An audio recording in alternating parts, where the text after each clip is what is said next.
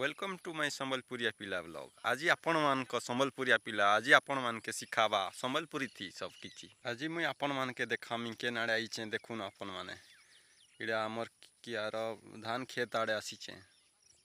मुई संबलपुरी थी कही जानू कि नहीं आपण माने कमेंट रे जनावे। आउ आज देखामी मु केडे बड़ चासी आए देखामी आज आपण मान के मुई इटा जाऊचे हल धरवा के आपण मान के हल धर के देखामी धरी जानू कि नहीं आज आपण माने कमेंट करबे आ कहबे।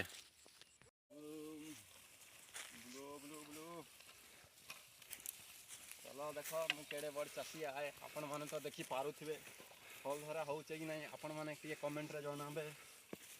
आ देखो मु केडे बड़ चासी आए ये होची नाली बलद ये होची बाळो ना इसी की कथा एउला को ए लज्जा लज्जा कान कहमी आपण माने कमेंट रे जनाबे केनता लागुचे।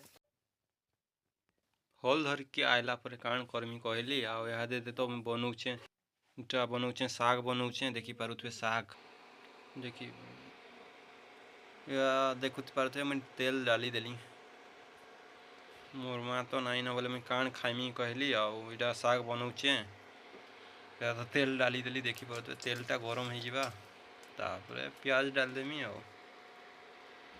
वर्तमान देखि पारुथबे प्याज लाली हे गलानी साग तो रेडी हो जाइए। इटा बड़ा साग कि केन साग जे इटा आपण माने कमेंट रे जणाबे। साग के मुझे वर्तमान डाली देछे आउ केते देखि पारुथबे इटा रुसई तो हे गलानी भावुचे ई वर्ष बिहा भिड़े हे देमी आउ केते एंता बनाई के खाइमी। साग पूरा मोर रेडी हे गला देखि पारुथबे।